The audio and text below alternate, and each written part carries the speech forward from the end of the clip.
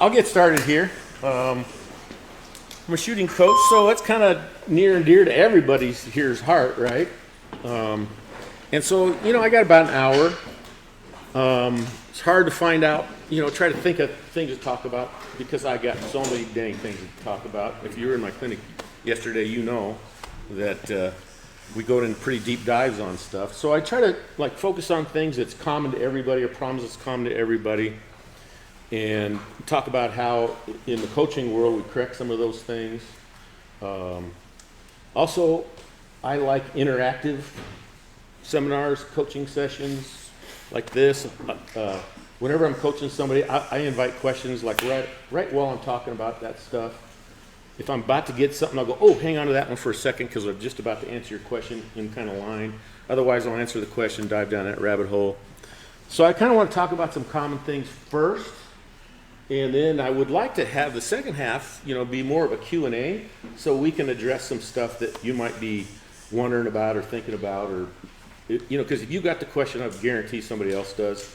And most of the problems that we run into, everybody runs into. So it's pretty good to answer questions, I think. Now, I'm going to start off with this.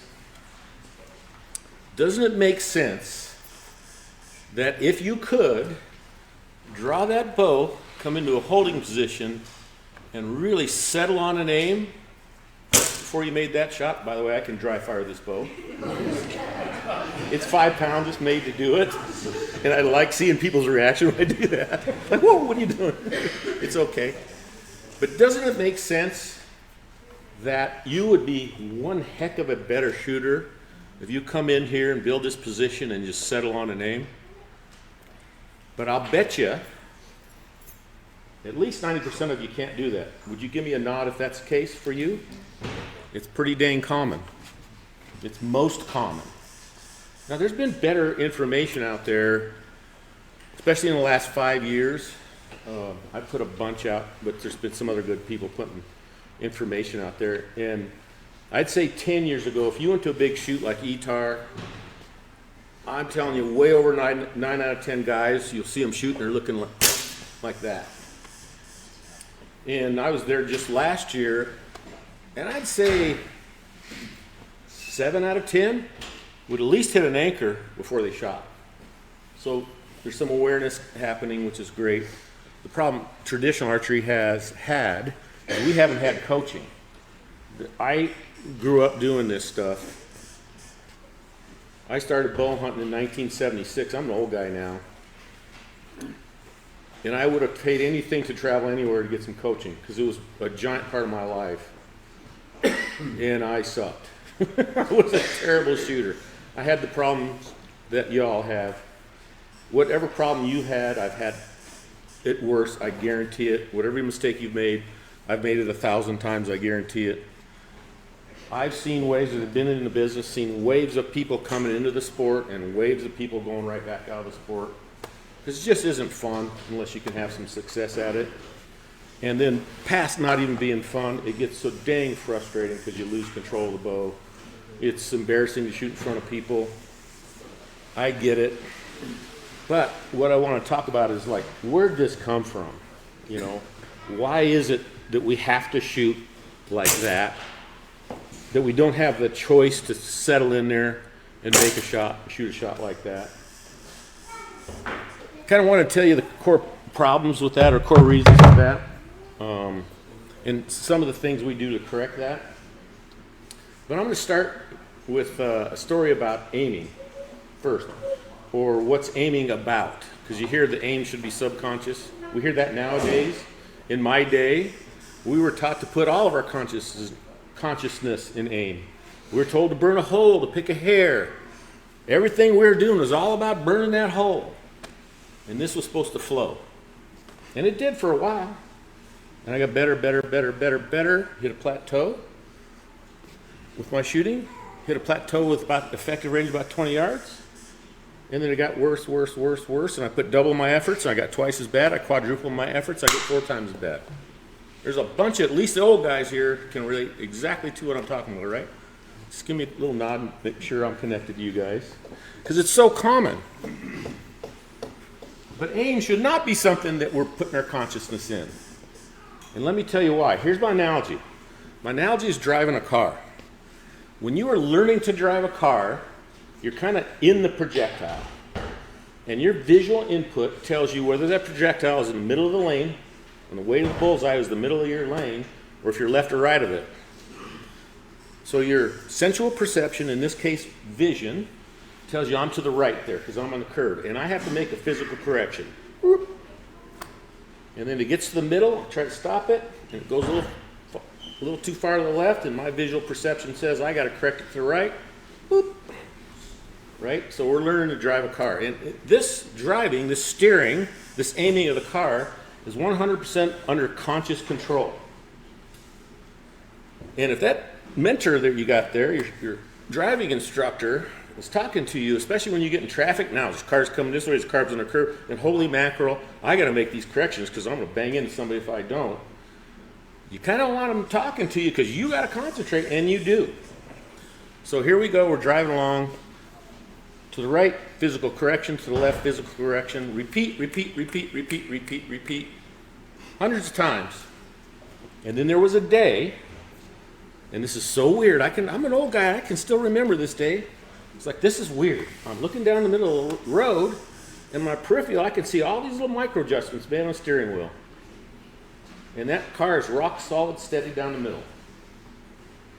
And now, I can take my consciousness into a deep conversation with my passenger. I can think about any damn thing I want to because the steering's kind of, all I got to do is look at the road and the steering's handled for me. So what's going on is there's different parts of the brain. There's many parts of the brain that can control many things.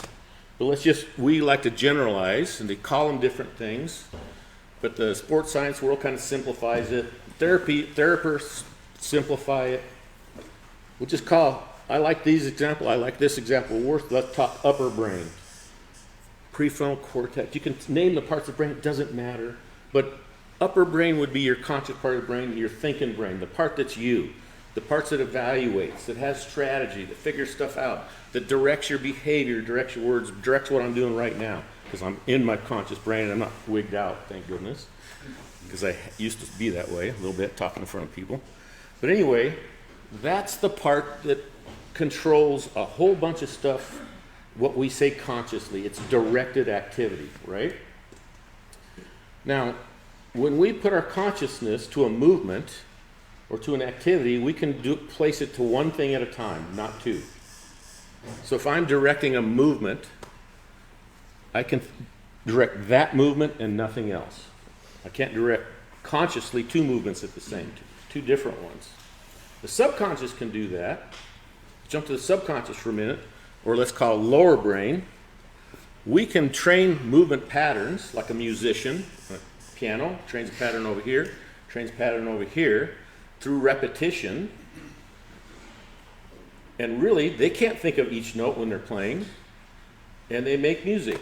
That's coming out of the subconscious part that's trained. It's a trained motor program. It's like a computer program that was repeated enough times and imprinted in that part of the brain, and then something hit the go button on it, we got a cue, and the music started. When we train an archery shot, we train the same way. We train an archery shot in little pieces, in a sequence. We got our stance, knock the arrow. We set a hook in a very specific way. It's all consciously placed exactly like it should be. We place a grip, we get our shoulders down, we turn that left elbow, and we set to a position here. We align the forearm with the arrow, we look at the target, and we have this position set. It's the set position. Target names work in hunting. Set position right here. How many times as a hunter have you been like right here? Holy mackerel, where's he? This is coming, it's just about imminent, where's he popping out, right? But everything's ready to roll. And then from here we make a movement where we get this bow up here, we're ready to draw the bow. How many times as a bow hunter you've been right here? This is setup position. A whole bunch. Like, it's really imminent now, I'm waiting for him to pop out, right? And then, boom, come right into your anchor, hopefully. Or, in the old days, all right, I'm going to shoot now. Because there's no way I could get to anchor. If I knew I was going to shoot an arrow, and my mother's life depended, I couldn't anchor. We're going to talk about that in a second. But here's what happened. Let's go back to the steering example. what had happened, after you repeated the physical corrections to a sensual input a number of times, this subconscious brain that memorizes movement patterns, it's called the reflexive brain or the limbic brain, lots of names for all this stuff. But that part of the brain picked up a link, a literal neural link between a sensual input and a physical correction that you repeated numerous times.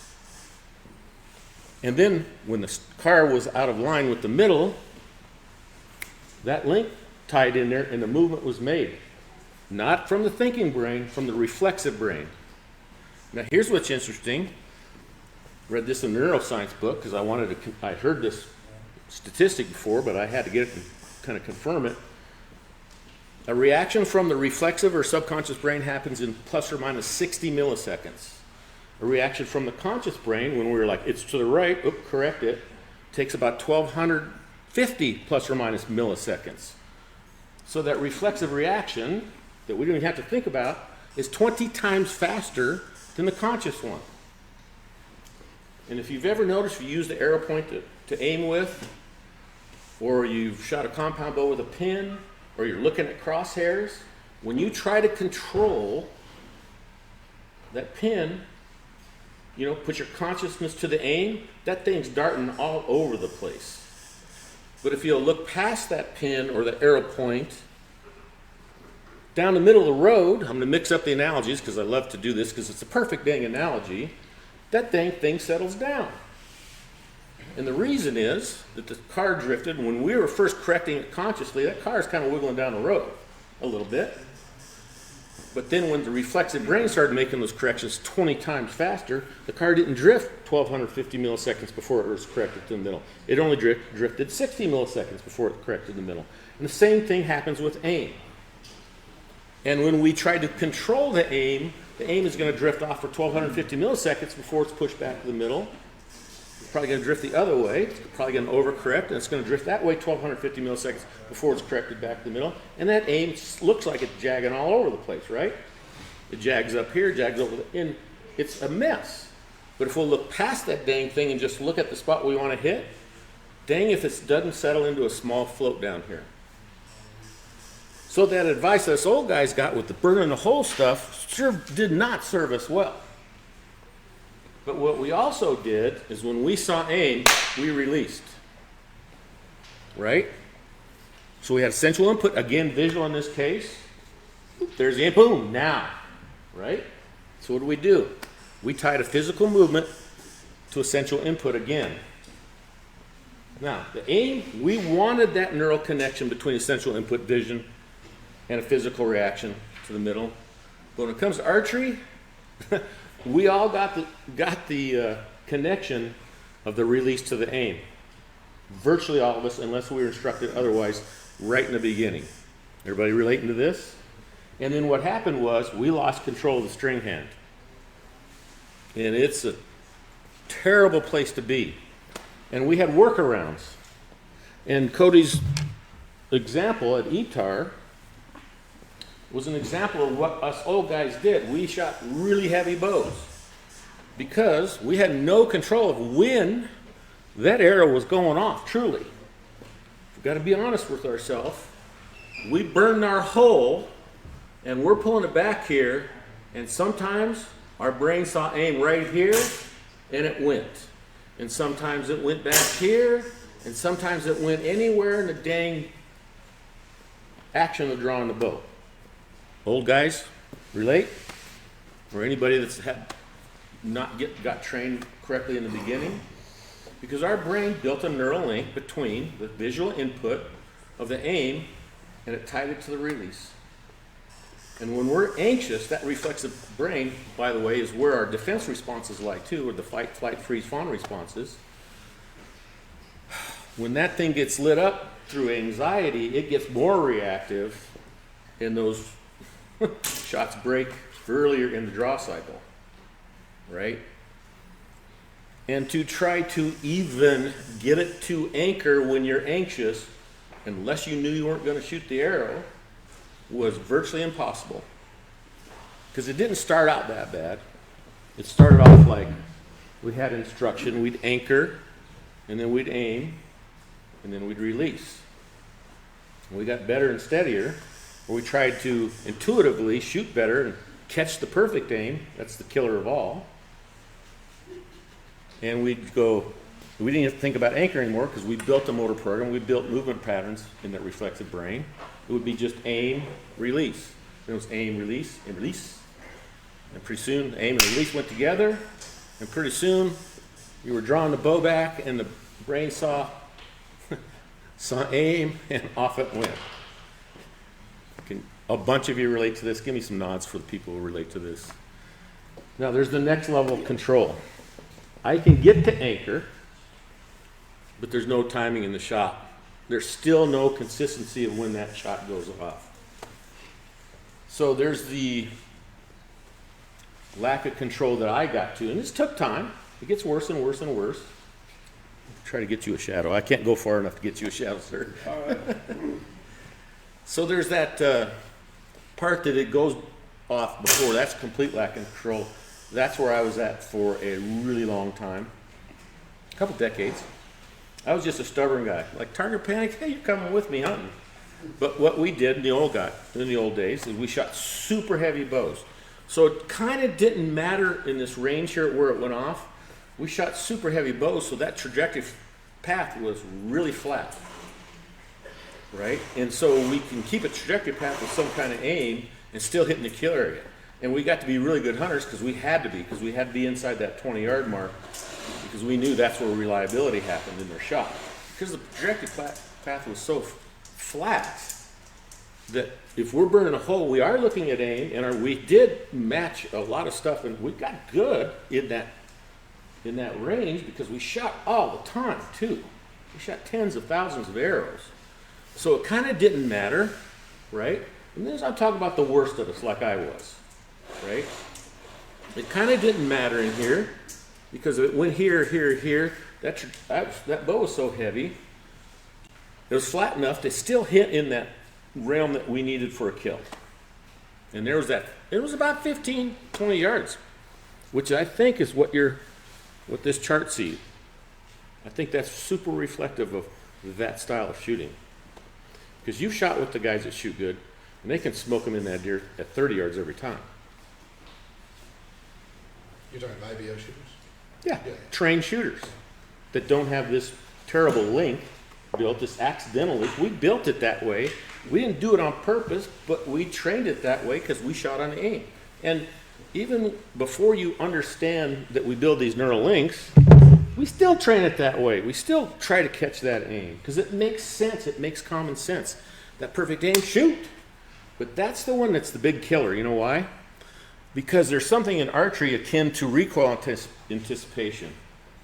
We have a built-in hardwired defensive system that will contract some muscles to anything that gives us pressure, shock, or impact. I'll do this with young guys in the shop or people I'm teaching this to, and I'll just touch their hand a few times. I'll touch, miss, and their hand will move about that much. It might move an 1/8 inch. If I get a jumpy guy, a real nervous guy, it'll move 3 inches.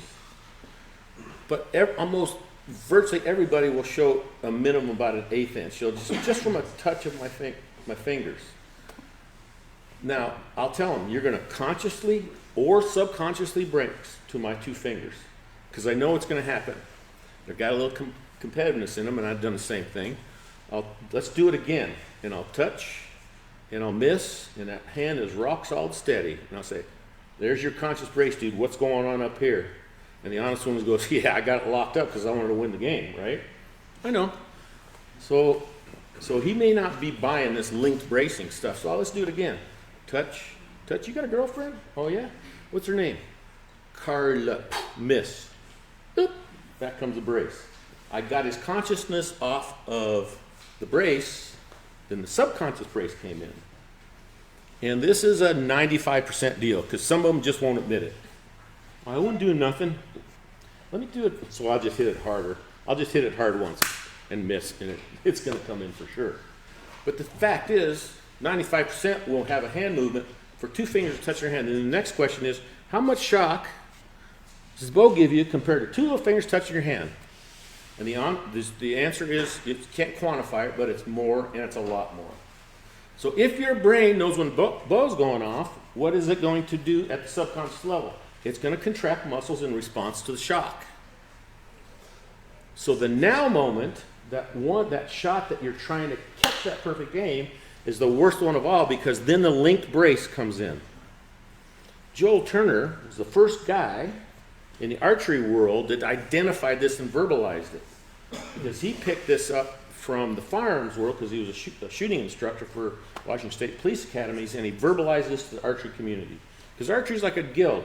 It's a body of knowledge that goes to the next generation, and then good thinkers and science improves, and that body of knowledge grows, and that body of knowledge gets to the next generation. So really cool. So it identified a lot of stuff. Didn't quite tell us how to fix it yet, but a lot of the fixes are based on using the fact that if we just look at the aim will stay steady. And if we just look at the aim and can trust the fact that it will stay steady, we can move our consciousness to produce a movement that makes the bow go off as a surprise. And if the bow goes off as a surprise, it avoids the linked muscle contraction that pulls your aim off. So this is where I'm going with this talk. Simple, but not easy, because you have a link there built. I'll kind of tell you the stair steps and what we use, and a lot of it I learned from the counseling world or reading trauma counselors and stuff like this on how they correct reflexive bad behaviors, because it's the same thing, all right, the same tools. So anywho, we gather up where exactly I'm at on this.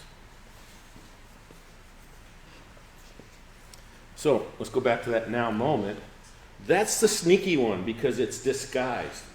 I'll have my students always take an arrow, hold it by the nock, like just hold it on their chin, put it on the top of their hand, and just have them float it on a bullseye at 20 yards. And then I'll come up and I'll touch their hand. I'll move it a 16th or an 1/8 of an inch, say, how far did you just miss? Holy mackerel, it's off the paper. And I'll just touch it on the bottom. It's almost imperceptibly moving the hand. Holy mackerel, it's the top of the bullseye rings. I'll say, let me move you an 1/8 inch, and I'll just kind of cup their hand, and I'll move it 1/8 this way and 1/8 this way, like, yep, it's off the paper both ways. And I'll say, a link brace is very small. You moved your hand an 1/8 inch from my 2 fingers touching it. So if we're getting a brace from a now moment, what I call a now moment, you're going to get an 1/8 inch movement. Do you ever have those shots, especially if you're like have an aiming method that's precise, you're using arrow tip, and you're like, you know that you caught that perfect aim, like that aim was perfect, and that thing's 1.5 feet high right or low left or wherever the heck, can all relate to that. Like, I know that aim was perfect, that should have been right on the spot, but it's sitting out there that far from the bullseye. There's your link brace. There's your link brace. Because it's undetectable. First of all, the movement is so dang small to almost be imperceptible, but at times right with the bow going off, and it becomes completely imperceptible. You have no idea it happened. Just like when you shot a revolver and lost count of 6, and it's going boom, boom, and all of a sudden click. You had no idea you were pushing into that gun. But it indicated to you why you couldn't hit the bullseye very accurately, right? But the trained shooter goes boom, boom, boom, click, because he's making a conscious movement. His consciousness is removed from the aim and placed on a trigger press that goes so slow he can't tell when the sear is going to break, and the hammer drops, and the gun fires uninfluenced by that muscle contraction linked to the recoil. Archery is the same dang thing, right? So what I've learned, because I just happen to be exposed to the right experts in different fields, is how in the heck we produce this with a recurve, how we get the string off of our fingers as a surprise. And I will share that with you. Because I'm pretty sure nobody else is teaching this, because I've never heard it from anybody else. And I had clues along the way. So the Olympic Training Center, unless they were using a clicker, which Olympians use a clicker, what a clicker does, or a feather touch, or any kind of what Joel would call a cycle trigger, what it does is it attaches the release to something that isn't the aim. Like a limb-mounted clicker, what happens then is you aim, and then this thing's hanging on your bow, so obviously you know aim doesn't mean shoot, so it's it's kind of a neon sign like don't shoot on the aim, and it gives you this level of control because you have to anchor, and we use a movement called transfer hold. We get the muscle tension completely in our back and provide skeletal alignment and yada yada. And then there's another whole job to do. I got to keep pressing or pulling on this string until the arrow comes back, or that string comes back and makes click, click, and then it goes click, boom. Now the first few shots are going to be the link brace because you're consciously reacting to the click. There's no accuracy right at first because it's click, conscious reaction, brain knows when the bow's going off, link brace, arrow goes up. Keep doing it, and it'll go click, boom. And then between 2 and 10 shots typically, what happens is the reflexive brain picks up the link between the click and the release and sends a signal to the flexors for that relaxation. Instead of click, boom, it goes click, boom, because it's 20 times faster, and that arrow goes right where it's pointed. And the guy goes, holy mackerel, you're an awesome coach. No, just a little knowledge, a little awareness of what's going on behind the scenes to put you in a thing that creates accuracy. All right, so what if we don't want to use a clicker or a triggered shot of any kind? How do we get that string off the finger, so-called as a surprise, or without our brain timing the brace, the muscle contraction? So in Olympic Training Center, they teach it like expansion, which expansion is, so when we build a good holding position, I'm going to go over in this in a minute. The stable holding position is where your shoulder blades are retracted towards the spine and depressed. So it's low and level shoulders, and you're at a T here. It's an end of range of movement here. It's an end of range of movement here. At that point, your scapula is retracted and depressed, right? That's ultimate stability for your shoulders. It's safe for your shoulders. The stress of this compressive load from the bow is taken up by the back muscles and taken off the shoulders. That's where we want to be. And it's repeatable because it's ends of ranges of movement. We just coil sideways until we hit a soft stop. That aligns that shoulder, that front hand. We come into this anchor, and then we push our shoulder back, or there's different ways to cue it, and then this scapula retracts, and the elbow comes right behind the string, and we have alignment from that elbow to that shoulder, that front hand. And all of a sudden, because our skeletal structure is aligned, holy mackerel, this is easier to hold. Because we reduce muscular tension because we align the skeletal structure up. It'd be like holding a 50-pound bag like this or like this, right? We just stack the skeletal structure up. And stacking skeletal structure up in a manner, repeat your draw length. If you repeat your draw length, you repeat arrow speed and trajectory path, so you eliminate the high-low misses. Really cool, right? So to create this release, this transfer hold, well, we press against this end of range of motion, and then we proceed through the string with our hook. But we do not open our fingers. So when we train this, we'll use a fixed cord, and we'll make it a rapid speed motion. Press through. Real rapid. This guy's close. There's no way you can see my fingers open because it happens too fast. Watch my fingers. See if you see it open. Can't see them open, but they do, because I can lock them up and jerk this, or I can tell my brain let it through, and it does. But it was expansion to follow through, right? Increasing string tension through back tension, which is counterintuitive too, because your tension's this way, it's not this way. We increase that tension, and we pop it through. We got to learn this big gross movement. But in the course of that, your brain builds a link. And I have a movement expert, and this is what really, finally, once I knew the mechanism behind how in the heck that happens, it changed the way I coached this, and it really made me more effective to help people shoot better and get past this other link. So we build a link between the brain, the reflexive brain. There's muscles in here in your forearm connected to very long tendons that go through the ends of your fingers, and when they contract, cause flexion. And there's muscles up here that when they contract cause extension. They're called flexors extensors. What the brain does is it shoots a signal to the flexors for a flash moment of relaxation, at which time, because the tension isn't in the flexors that's holding your hook anymore, boop, string blows through your fingers. Okay? That's the mechanism of a subconscious release. How the brain figures that out? What neural synapses and things go on? I got no clue. But what I do know is that 100% of the time, your brain will learn to send that signal, and that signal will relax those flexors, and that string will come through your fingers. I know that for sure. So we train that response. It's a linked response, right? It's a reflexive action we want. And so we just pop it through there.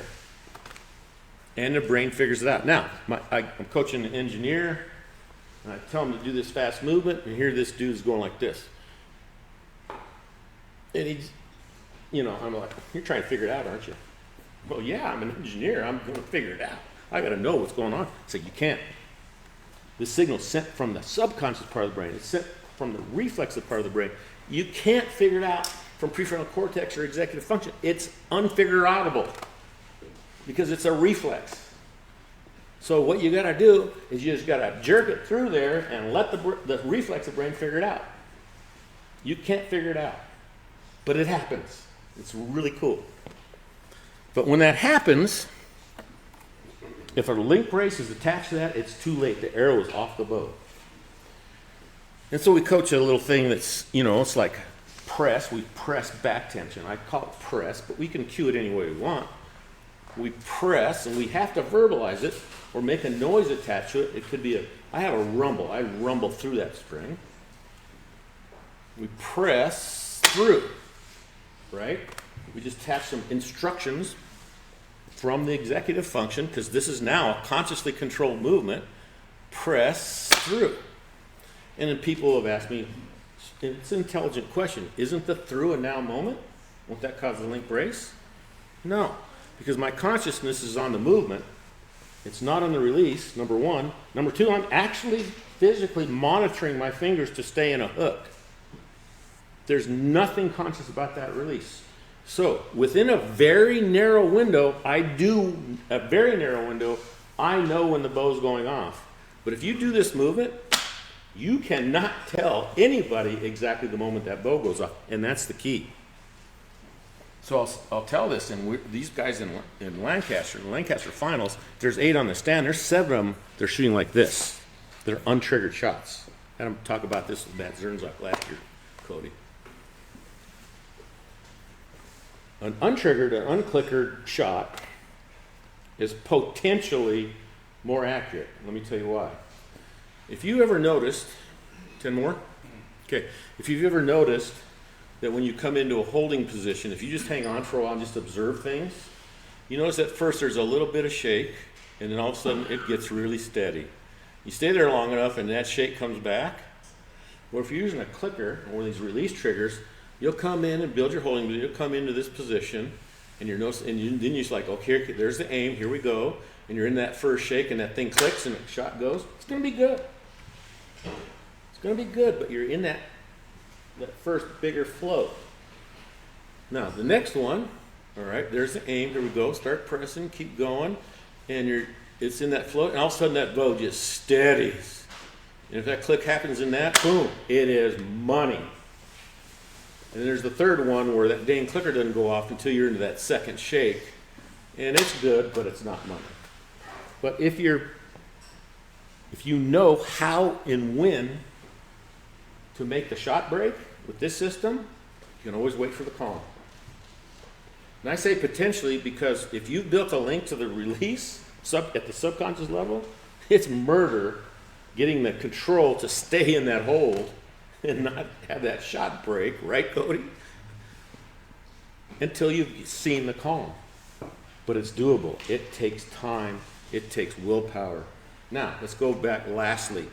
How do we make this happen once that neural link is built, once that attachment between the aim and the central input happens? I could go into sports, different sports and see how coaches train a desired response at the subconscious level to a central input because it's visual, audible, tactile. In wrestling, I saw them train lots of reactions, desired reactions, because you get in common position, there's always pressures, and they'll cue off that pressure that allows you to move that guy where you want him to, right?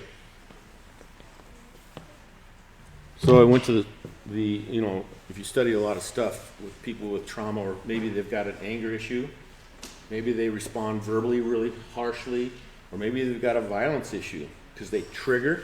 What's happening is they're going into a defense response for fight, and boom, when you go into these triggered responses, you lose about 80% of your clear thought, right? It could be a couple that don't act towards each other in a functional way, or think a way that makes things better.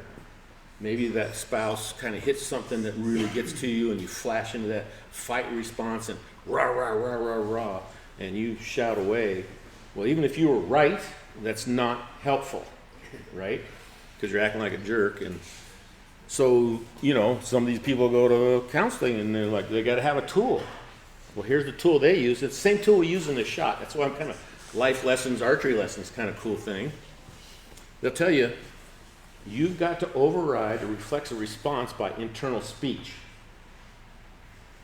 So you're talking to yourself in that counseling situation like, okay, man, she's being a jerk, but I'm not going to respond, and she's wrong, but I'm still not going to respond in anger because it's not helpful, and I want a good marriage, and I'm going to make sure that she knows she needs to be heard, so I'm going to sit there, and I'm going to talk to myself, and I'm going to keep myself from being angry, and I just keep talking to myself. And I'm just going to let her finish her point, and then I'm going to say, hey, babe, let's talk about this later, and then I'll approach her in a tactful way, and we'll get this resolved. That would be a successful conscious override of a reflexive action that's hindered your marriage. So if I'm in this archery shot,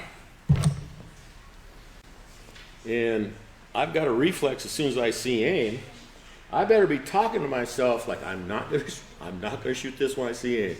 I'm going to see aim, and I'm telling myself to wait. To come in here, build split. There's aim. Now wait. Okay. Oh, I like this. And I start pressing, and I press this through. It'd be like that.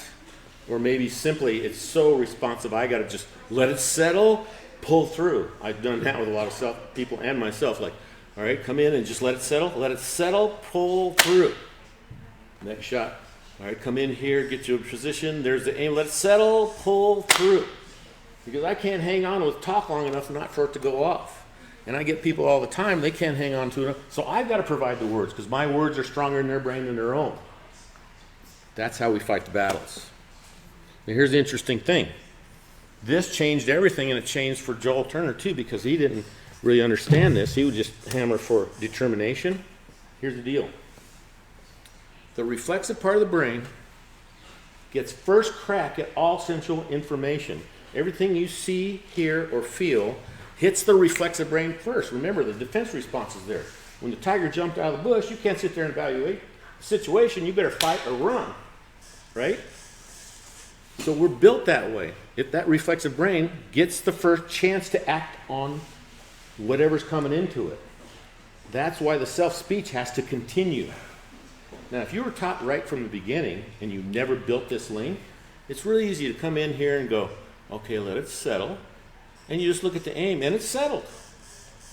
And then you execute your finish that creates the release from the subconscious, and you don't have the link brace. It's super accurate. Right? But that person who has that link built can't stop talking like that. If I say let it settle, boom, my brain sees aim, and that arrow is Don Johnson. But the problem with this whole thing was that release that happens on the way back is a subconscious release, so there's not a link brace to it. But it's never the same. It's not in the same place, it's not the same depth, nothing's the same. It can go this way, it can create all kinds of havoc, right? So that one can be accurate in a short distance. Now there's the next level of control that actually creates more inaccuracy. That's the guy that can anchor and look for an aim, and then now moment try to catch the aim. That's the one link brace jumps on. That one's wildly inaccurate, and you don't even know why, because the aim was good, right? And then there's the next level of control where you can anchor and aim and hold off of shooting, let it settle. Now press this back tension through the string to your follow through. That's the one we're getting to. Exceedingly hard, if you've built this link for a long time, exceedingly hard without help. We have a stair-step program when we have a coaching session that we explain all this at the beginning so guys aren't so hard on themselves because they've lost control of their shot. It's not your fault. If you're a gifted athlete, these responses happen easier to you than everybody because your brain is really good at building neural links between central input and physical reactions. Gifted athletes are really good at building those links.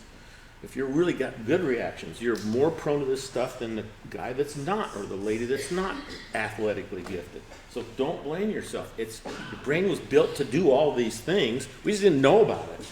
And we accidentally trained these things that we didn't want into the shop. Make sense? Got to get some questions, Ben. Is this all good information for you? Hopefully it's new. Hopefully it can be useful. It's a snapshot into how we deal with this and how we rebuild a shot. Of course, we put form under the shot first. We can't get an arrow tune unless we can shoot an arrow the same way every time. There's lots of stuff I could talk to about torques we put in the bow that blows up tunes. There's lots of stuff I could talk about. I could talk about so many subjects you guys would just be, I'd have everybody snoring. You know, I can go on for a long, long time because my mind is like, what do I talk about now? I'm that kind of guy. But I love question and answers because you have a problem. Maybe I can have something that's useful to you, but I gave you a snapshot on something common to all of us and a snapshot into how we correct these things and how we coach it out. It's got to be internal verbalization. You need help with that. Everybody really needs another voice, and they need a stair-step program that just goes right into it and retrains it over time. Because the verbalization starts early and it starts with form. Set your hook, set your grip, find your anchor, transfer to hold. And you're instructing yourself verbally. Through this shot sequence of hit your anchor, transfer to hold, I remember the first day I shot the entire 3D range out of an anchor. I was blown away, but the coach was in a shot sequence. I didn't even know why it worked because I was giving myself instructions. Draw to anchor, transfer to hold. It overrode the reflex that I built in. But I didn't know that was the cause of it. I didn't know there was a reflex there. I didn't know anything about this stuff. So it took a long time for me to get through it and to gain my knowledge I have today and get adequate programs, a program to help people train out of this and train a different system. Okay, questions? Yes, sir. So if you're going through this, yes. Do you use your normal hunting weight bow, or like I know you're demonstrating there, do you use some type of training aid? Great question. And if you use your bow and you're actually shooting an arrow, I assume that you're not concentrating on where the arrow's hitting and you're doing something like doing the Great 3 question. or 4 feet from the bag just to catch the Yep. arrow. Let me tell you the progression, stair step. Great question. We start with the cord. First of all, we have the people understand what good holding position out, and then we tell them how to build it, right? We get them, we press them. I can show people what alignment feels like and what it doesn't feel like by just taking it in and out of alignment and show them that compressive load. And then we start with a cord and we build the reflex correctly with a correct motion, with back tension, a different direction of tension, the whole thing. And then from the cord, we go to a band. Now we got a reactive thing. It adds weight as you pull it, and we just get this section there, press through, right? And then a lot of times we'll add a thumb, so we add a distracting factor like an aim, let it settle, press it through, right? And then we grab a light bow. I grab a 15, 20-pound bow. I don't know if the dude's big and buff like Cody. I'll get a 20-pound bow. And we go up 5 yards from the target, and we have him blind bail that sucker. Boom. Now, when you take visual input, you can concentrate and feel everything. So we just ingrain this movement. We just get this movement perfect. So we're training form at the same time, right? Then we start walking up the weights with that thing. So then we'll get to his bow eventually. Then we're gonna do the same thing. We're gonna blind bail with his bow, 3 yards from the target. Just get the movement perfect and consistent. And then blank bail. Just open your eyes and just look at the target and get it with your eyes open so there's distracting visual input. And then we go to like 5-8 yards, and I put a dot on the target, and they start learning to separate off the aim. So we make the aim specific, no matter what the guy's aiming method is. We put a dot low on the target and say, okay, this time you're going to cover up the dot with the point, and you're going to let it settle. You're going to separate off of it, and you're going to press it through. Boom. And now it's going to hit high, right? Okay, now we know it's hit 6 inches high. If you want to hit that dot, you got to put the point 6 inches low in a controlled environment. I'm speaking the words. I'm speaking the verbalization for them. All right, put that arrow 6 inches low, let it settle. Now start pressing through. Boom, should hit the dot, right? So we get a few reps on that. That really close range, really comfortable, really easy. We're not worried about aim. It's easy to separate, I find. I take them back to 10. One shot as a point on, it's going to hit high, establish your gap. Second arrow, you put the gap in, look at the dot, make the shot. And we just walk it back to 20. And by the time they get to 20, they're not freaked out on the aim anymore because they've done it at 5, 10, 15, and they've learned. It's a process of just repetition, learning to do that. Now, I have them speak it out loud. Like, I've been verbalizing this, well, it's about 15, I said, you verbalize it in your own head. And if they fail, which fails are happening, it's like the Bronco cry, next year, next arrow, right? We just do it again. You're going to fail. It's going to punch out in the end. You built the reflex. You didn't talk to yourself, did you? No, I just went blank brain. So because the reflexive brain gets first crack, you can't stop talking. That was the point I maybe didn't finish off. You can't stop talking. You know how you talk into a microphone on a camera and you see the ziggy lines? That line cannot go flat. Because when it goes flat, the reflexive brain comes in and finishes that shot for you. So it's like, let it settle, and your brain is stormy as all get out.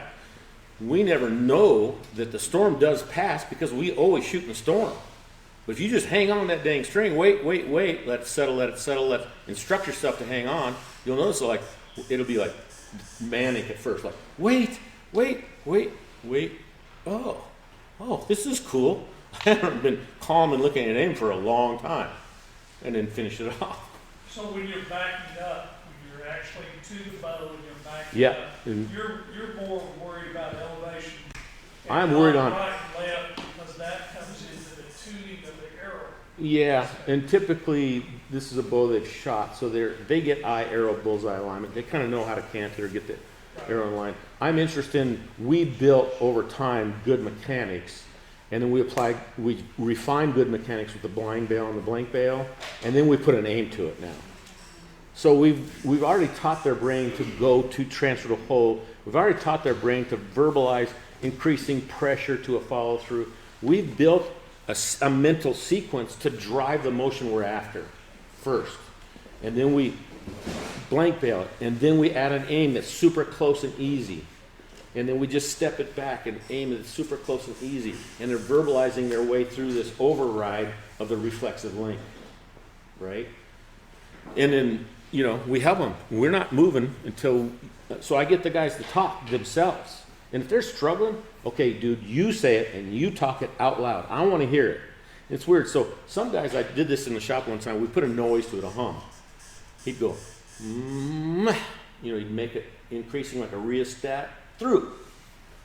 And I did it with them. It was really weird. I reflexed the aim once, and my brain went, it reflects back at you what you did. It was really weird. I was going, like that. And I had this shot that went, and I flashed to the aim a little hard. I tried to catch the aim and went, it reflected back what was going on in my mind. So saying it or putting it out loud makes it stronger and reflects back to you if your mind diverts from it. It's very great feedback session. So that's like a method, or that stair step I was talking about earlier, to gain back control of everything. Use the verbalizations. You went through the clinic yesterday. Did you feel that stair step was really good for you, right? All right. And anybody else? What you got? Yeah. I'm right-handed but left eye dominant. Do you have any advice for me to switch, or why I should switch to my left hand? So USA Archery, they like you to go with strong hand unless you're pretty ambidextrous. Because in the end, this movement that we're talking about, that we start as a big gross movement. It's not natural if I did the opposite. So this movement here, at first it's very low duration, very high intensity to learn the movement. It morphs over time into long intensity, long duration, low muscle engagement, low intensity to the follow through. That's when the big accuracy. There's the bare bow accuracy. Those guys are hitting gold about 80%. The top guys hit gold about 80% of the time. By the way, never put your goal schedules at 100%. We're human beings. There was one perfect one, they nailed him up. We can't do it. Amen. 80, 90%. That's what your goal schedule is. And when you're first doing this, you're going to shoot 1 or 2 out of 10. Because every arrow is a dang mental battle. But you're after 2 and 3 out of 10 over time. And then 3 and 4 out of 10. And then 4 and 5 out of 10. And it takes time to win more and more of these battles. Because it's a battle to override these dang reflexive links. So anyways, what we do, and Jerry, here's a good example. He was left eye dominant right-handed. He learned to shoot left-handed way back, but then he was missing out on these cool bows, so he'd go right-handed, and we'd say haze the eye. Don't blink it if you can, just haze it, because you want some light to go in it so the other one doesn't over-dilate. But haze the eye, and then over time your brain will retrain. He can pick up a left-handed bow or a right-handed bow today, and his brain goes boop, boop, to whatever bow he's shooting. But I didn't learn that overnight. It takes some time. So I'd say if you're strong right-handed, stay with strong. Should You're you right. do that with a piece of plastic tape over a tape license? Yeah, I got a grandson, and, he couldn't wink his eye yet. So we put a little, one of those flip-down things on his hat, or put a tape on his glasses, but then we had to wash the thing off. So we found a little, and they make them, archery product, and it was a little thing, and you flip it down over the eye, because he could shoot with his hat on. Otherwise, there's other things you can just patch the eye, until they can kind of do this, because he was 10 and he couldn't do this. He didn't know how to wink yet. But yeah, we covered up that eye. And he's super right-handed, and he's got a gorgeous little shot for a 10-year-old. So we didn't want to change him. And he's real strong right-handed. So we wanted to keep the fine motor control over here. What else? Is it helpful to video these segments of your show? Yeah, I'm putting more and more out. My son and I started a YouTube channel, RMS Gear. So we did webcasts. We got like 4 of them out. I want to start. I've got online courses. I'm not a guy that teases, okay, here's a teaser and go to buy my course. We're putting all the information out there. People want it all in one place. They can buy the courses. But I'll be putting more. I put it on Instagram and social media stuff. I've done lots of interviews and podcasts with people, and I try to do something helpful and useful and to teach people all the time. I want to all be out there eventually. I'm not hiding the dang thing. I want people to shoot better. Yeah, I sell a course, great. It's called Solid Archery Mechanics, and we've got a mental management one that I'm going to rebuild because I didn't know some of the things I know now when I filmed it. But yeah, over time, nobody's teaching how the mechanism behind the subconscious release than me. I just happen to have a movement expert. I just have been in the catbird seat. I've spent a week at the Olympic Training Center, 50 hours of instruction, most of which right in front of the Olympic coach with high testing. I've had friends like Joel Turner that's figured this stuff and got ahead of a bunch of stuff that started me with better knowledge than on mental management that I got at the Olympic Training Center. We've taught seminars all over the country together. I've got this movement expert. I started diving into the therapy stuff because it interests me, because I'm like, oh, this is useful for archery. You know what I mean? Like, this is good stuff, and I can apply this to a shot. So I got into trauma and addiction counseling, and I'm just a geek about all this stuff. I'm interested. I'm a curious dude. But I'm finding, boy, they've got stuff in the counseling world that counsels an archery shot, which is really kind of cool. Do you find it helpful to back away from the bow, go work with the stream? Yeah, well, I went to the Olympic Training Center, and I'm like, oh, I'm going to get my hands on some cool equipment, be on the field with all the resident athletes. Went there for a week, and that's what I shot all week. And when I came back, I picked up my own bow, I never had a better shot in my life. Because this thing can train every single movement, and you can go slow, it's light, and you can get 100 reps on the couch during commercials. So, tremendous training tool, when you're learning stuff. And I add a name to it, because we got to learn to separate it off of a name. And I make it a sequence, and I verbalize it so that when I'm doing it with the bow in my hand, I don't forget what to say. So I'm going to come in here, I'm going to put a thumb up, right? I'm going to come up there, transfer the hold, I'm going to raise that thumb, then I'm going to look past the thumb, then I'm going to look at that spot, I'm going to press it through, right? Stuff like that. Yes, tremendous training tool, because you get reps, and you get that that verbal and physical sequence cemented in. We're training the shoulder muscles. We're training back all muscles. that stuff, right? Okay, I have a question, and it kind of goes right with that. You were talking about. Yeah, I couldn't find you. There you are, No, I'm bud. right behind the camera. You were talking about, you know, your shoulder blades and Yeah. coming into alignment. How do you train yourself To do that? to do that? Okay, so Actually in the get shot sequence, that- it's kind of weird. So I just made a general statement. The most stable place for your shoulders to be, or when your shoulder blades are in, because your shoulder blades are attached to your upper arm bones, by the way, and they control a lot of this movement, right? So it's funny. Oh, Cody had an arrow. Where'd he go? Anyways, I'll use the bow. What we want to do is when we're drawing the bow, we're doing two movements. We're kind of coiling sideways. We call it coiling and twisting. And what we're doing is we're twisting to a soft end of range of movement, right? So I turn sideways, and I'm saying soft end of range. It's the same spot every time. That aligns that shoulder to that front hand. But it also takes the spine to the scapula. It makes the scapula it comes to a retracted place for your shoulder blade, right? And it's depressed because we depress it right here when we're raising the bow. If you have problems with it drifting, we put a little stress on the lats, we lock the lats in and then come in to drop. That's a little technique. Getting off subject. But the subject is, when I coil like this, that spine is moving right into the scapula. On the right side, I don't draw the bow like this. I actually drive the shoulder back, which retracts the scapula. So I put that drawing motion in those big back muscles and off the smaller shoulder muscles that are attached to a vulnerable joint. So it's a movement like this. But it's weird. If I retract the scapula, the scapula is way out, and I pull it back.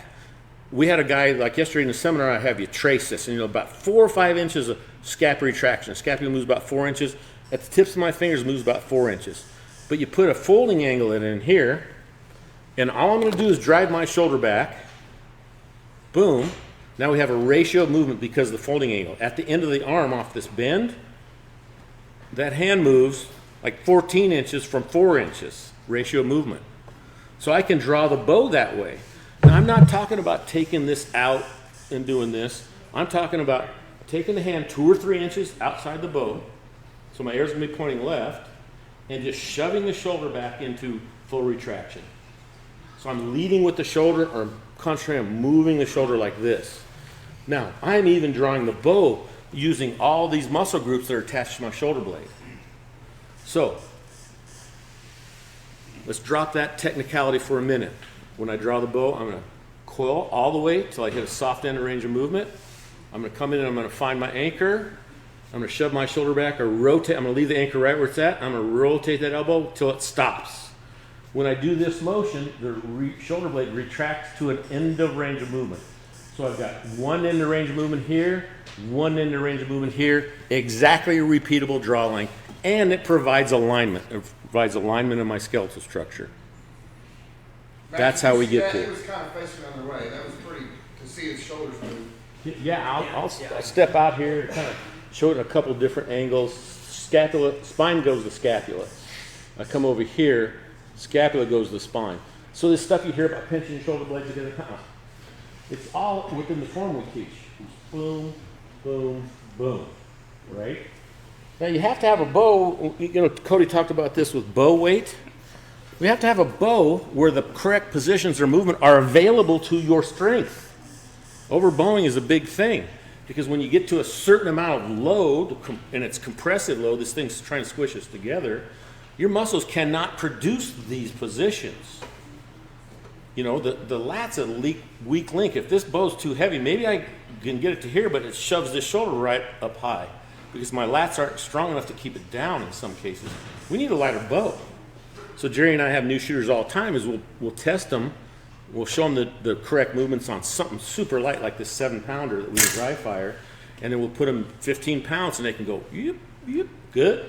Now let's try 20. Yep, yep, good. And we walk up the weights until they can't do this or can't do it a number of times. Back off that. There's your first bow. Whatever that is, doesn't matter. And we do limb trades as they get stronger and get them into a hunting weight bow eventually. So I get new guys to shop. Guys are like, I'm going to buy this bow. It's $1,450 bucks. new custom bow. Got in a trad. I'm gonna hunt trad this year. I go, saw him shoot it. Go, you go getting into this trad hunting both feet? Yeah, I'm gonna be hunting elk with this bow this year. I said, are you interested in being a great shot? Yeah. I said, can I make a suggestion? Can I give you a lesson? I sold him a Samick Sage for $155, so he can start at a lighter bow and work his way up, and then go buy that $1,450 bow. Bad business, downsell, not upsell. I did him a big favor, huge favor. Let's build that shot and build an awesome shot with a light bow where you can dominate this bow and build all the right positions, all the right movements, and we'll walk up those limb weights and then go shop that custom rack and buy yourself a high performance, gorgeous handmade bow. It's the only way to do it, man. It's the only way to do it right if you want to get really good. There's a caveat there. If you want to get good, that's the only way to do it. Yeah, buddy. Well, it sounds like your aiming method that you teach is gap shooting. I do. Ultimately, I want to. If you want to be a good 3D target shooter, I think for me personally, you know, I would say an instinctive shooter, which you might be able to explain that to me. Yes, sir. Where I just look at the target and shoot. For hunting, that's great, but if I want to increase my 3D scores, I've always wanted to play with the gap shooting. Can you? Okay, so I am one of the guys that is gifted as a good instinctive aimer. When I could shoot heavier bows and have flatter trajectories, I could shoot something from 5 to 60 by looking at it. And I don't know how my body exactly does it. You got the baseball analogy, but people can see spatial relationship, trajectory paths. I don't know how it happens. All I know is I can come up here and go, yeah, baby, right there, and the damn thing hits where I'm looking, as long as I do this correctly, right? That is a God-given talent. I did not earn that. And what I notice, been in archery a long dang time, is not a high percentage of people get good at that. Like, I just got that gift. I didn't earn it. I do have to refresh it. I do have to shoot a lot of varying ranges to get good at it. I did earn that. But it's kind of like, I didn't get born 6'3" and good looking, but I can instinctive aim. That guy that's born 6'3" and good looking, he didn't earn that either, dang it. So, now he might develop it. But anyways, yes, I want to put a precise aim under their belt right off the bat. If they morph into an instinctive aim over time, awesome, if they've got that God-given talent, right? Definitely, that's the funnest way to shoot. It's so fun to just look at something and stroke it. Not everybody can do that. And so I want to have that person a way to be accurate, for crying out loud. Plus, when you have a specific aim, you have an immediate feedback. When you're in instinctive aim, you don't know if it's right because you had a little collapse, or you have no feedback on how you're doing this shot, because when you vary off this process, it creates different things that you change, creates different impacts on the target. So unless we have a precise aim to begin with, we have no feedback system to correct the physicality of the shot. So 2 reasons. We want to be accurate. So as a person with that ability, if I know the range, I'm using the arrow tip to set a height. But it feels just like my instinctive aim, because I just bring that arrow point up, I steer the car in the middle of the road, put that arrow point at the bottom of the chest, say if that's the gap, then I look right in the middle of the chest. It feels like my instinctive aim because I'm looking at the spot I want to hit. But I'm just looking at it, and then consciously come back here and finish that shot. It's gonna be good. But that's the difference between shooting with hope and confidence. In the old days, it was total hope, because some of them were really good. That was just a little athleticism that made it good, and some guys are athletically gifted at shooting that kind of shot well. I'm not going to deny that. It's still shooting with hope. When I have a system like set my alignment, getting transfer, put an aim on the target, and press it through, that is confidence, because I know if I do this, this, and this, it's going to be good. I just need to do this, this, and this. I have a mental sequence to follow. I know how to make a good shot when I'm all jazzed out. Now I just bump my determinant. I'm going to do this. I'm going to let it settle, and I'm going to stay in this press. Boom. My percentage of well-made shots on animals has skyrocketed since I got control of this baby. It's just through the roof. It's awesome. Now I shorten that thoughts down to like 3, like say it's a 20-yard shot with, I'm going to push that arrow to the bottom of the chest. I'm looking in the middle. I'm going to tell myself, let it settle, press it through. It's going to be quick. That sequence is going to go fast, but it has to involve those words and those items, or it ain't going to go good, because my brain will flash that out when it's approximate aim. If I'm not talking, it gets close to aim, that baby's gone. Because I built it that way for decades because I didn't know any better. But the conscious override, the verbalization overrides it, and I'm able to shoot well. Anybody else? Anything? You got a question? You're just wondering. Ask it. Yes, sir. Where do you come up with the little rubber trainer? I get them by the box. So you could we put them on our website and we tape this to it so we can put them together and kind of train a shot with some good resistance at first. This stuff costs like $75 a foot, and we put it with a thing. We take our time to tape it together and make it. We sell them for $10. I'll give you this one before. I had it for the clinic, but nobody took it. You can have this one because you asked the damn question, and I'm gonna put the cord with it. You're brave enough to ask.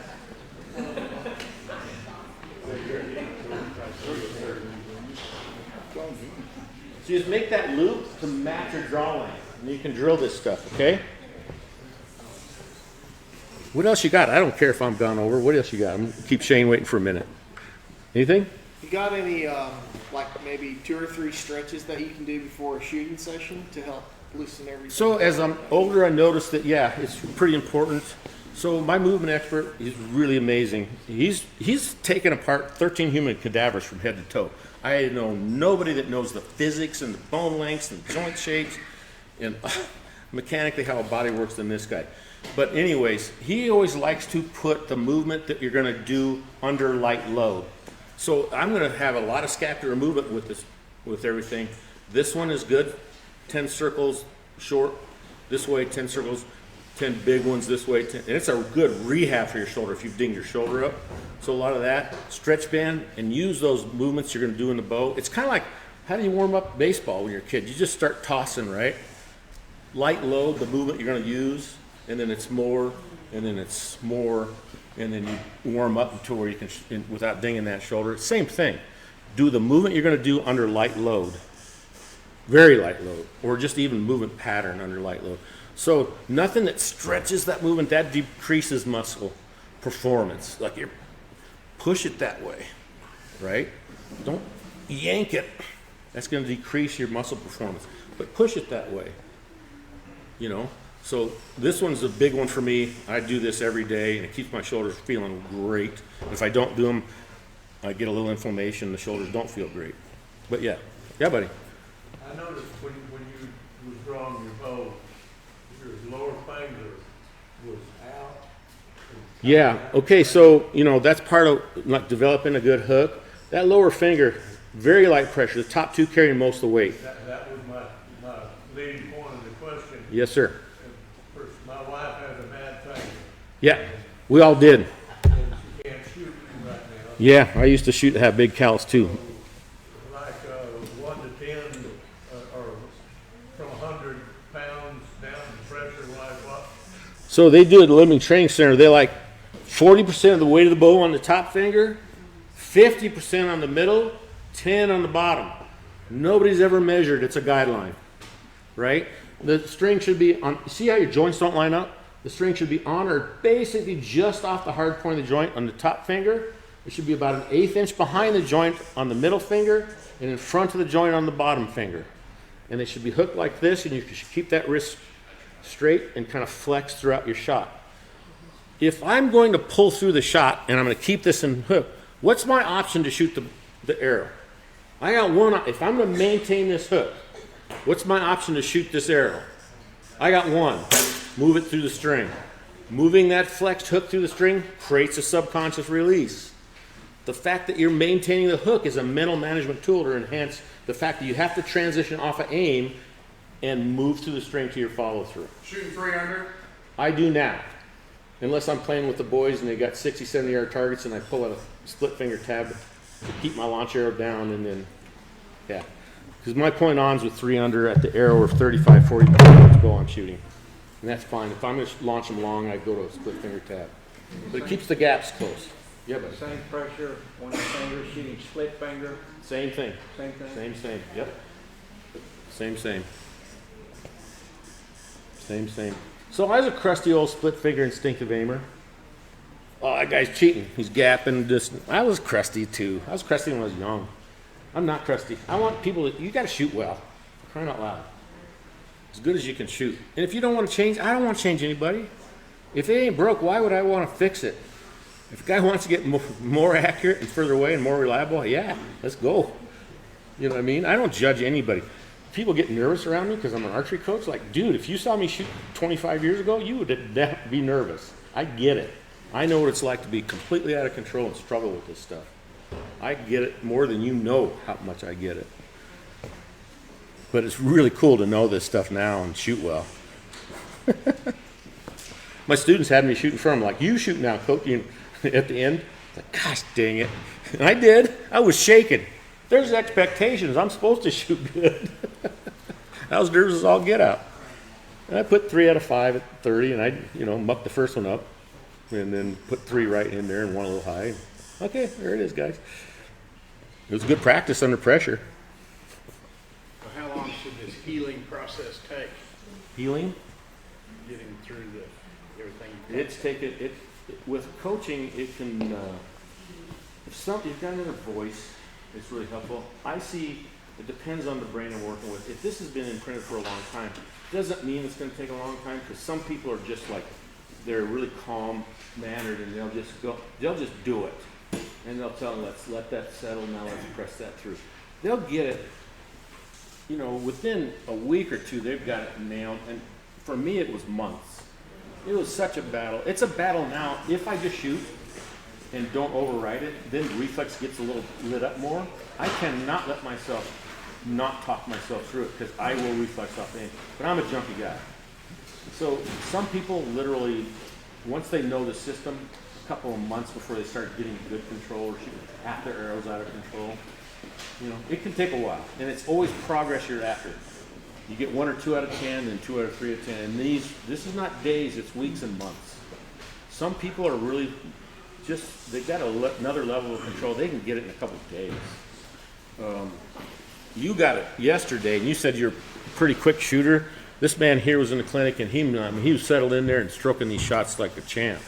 And he was a pretty quick shooter, he told me beforehand. So some people just have that mental control that they get it really fast. I wasn't one of them.